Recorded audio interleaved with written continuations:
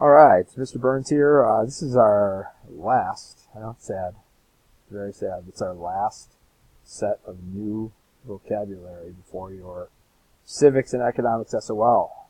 Okay? It's coming up in about a month. Oh my goodness. So, economics vocab set number 2. You should have handouts and a handout in front of you. It's a one-page handout. There are only 9 words on this set, so you're welcome. Make the last one a little bit easier, a little bit shorter. So make sure you copy the definitions here, and then for homework, of course, by the quiz date, which has been posted, you should be doing the 2 columns on the right. Use your own, create your own pictures, create your own definitions, color the pictures in, turn that in on the day of the assessment, and of course, you always have your Quizlet sets to help you out, prepare for those assessments. All right, here we go. We have our first word is currency, and a synonym for currency is money, right? Currency. Every nation has different currencies. Of course, we have the dollar, and in Europe they have the euro, and in Britain they have the pound, and there's different currencies all throughout the world, and they translate, and they if you want to exchange currency from one country to the other, you can do that. They have exchange rates that go, Canada has a Canadian dollar, and so on, but it's the money that we use. And remember, back in the time before or during the Revolution, or after the Revolution, and we formed our own nation, every state had its own currency. It was very difficult. It became an express power that in the Constitution that the national government has control over the money supply and over one type of currency. Okay? All right. So we have cost of production as our second word. We're going to talk about this when we get to the global economy, especially. But you want a lower cost of production. So if you, as a nation, cannot produce something efficiently and cheaply, then you're probably going to import that good or that resource from a different country so that you can make it more efficiently, cheaply. Not just the 4 resources. This could be things that are already made, goods, services, products, pieces of technology, things of that nature. But cost of production, it says it right in the name. How much does it cost to produce? If it's cheaper, we're going to go elsewhere to get it. We're always looking for a more efficient way to do something. Oh, efficiency. Look at that. Led right into it. Perfect. So efficiency, to be efficient, is to not waste. When you're efficient in class, you take advantage of class time to do your study guide, your vocab, when you finish something early or you have extra time. Okay, that would be being efficient. Some of you need to be more efficient, and it'll help you out when you get to high school, especially.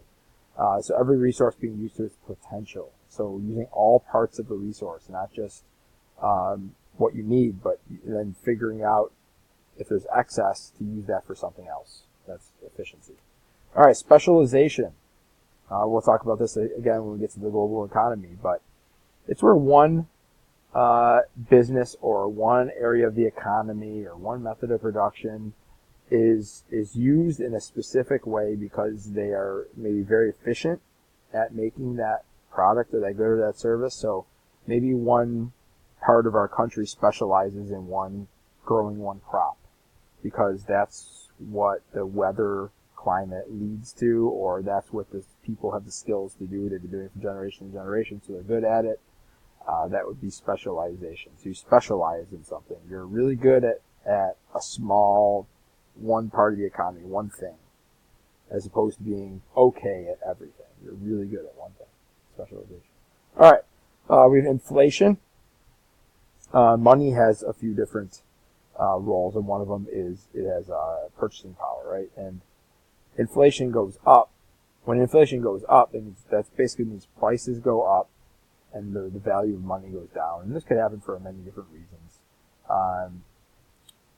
In our economic, the free market section of our economy. Remember, we're a mixed economy, but sometimes it could be something involving government regulation that could be the prices go up. It could be something maybe a resource has become more scarce, so now prices are going to go up. There's a lot of different factors. Maybe there was in this one industry, there was a merger of 2 companies and it causes prices to go up or down. It could Could be a variety of things, but inflation is just the general increase of prices. All right, here we go. Interest rate. We're getting there.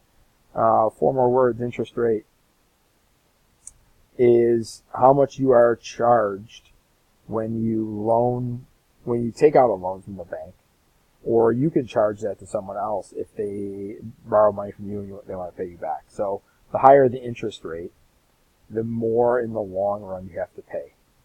Okay? So if you are on this DICE example, it's 4.5%. If your loan is 4.5%, that means over time you're going to pay if they're going to add a 4.5% interest charge to borrow that money. That's like a mortgage rate. It might be at 3 or 4%. Credit cards are more like 15%. So if you don't pay off your whole credit card, whatever's left on it, they're going to add 15% to that for your next bill, plus whatever you spend in the upcoming month. So it keeps going up and up until you pay it off. Okay, that's an interest rate. That's how banks make money when they loan you money, or credit unions. Okay, financial institutions. All right, here we go. We got a money supply. Money supply is the amount of money in circulation or existence in a country. We'll talk about this when we get to the government's role with the Federal Reserve. And when the money supply is increased, it's not necessarily a good thing. You can't just put more money into supply. It causes inflation. It causes money to be less valuable. Okay, but they might increase the money supply to slow down the economy, or speed up the economy, or decrease the money supply to slow down or speed up the economy. That's something that the Federal Reserve does, and we'll learn about that when we get to government's role. But it's the amount of money in circulation in the country. This is the money supply. Okay. All right, 2 more. We got monopoly.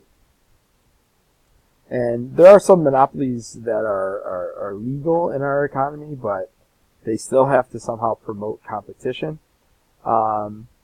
And most monopolies, if 2 companies want to merge and form a monopoly, they will be blocked because they want to promote competition. There's a couple that we'll talk about when we get to government's role that are allowed.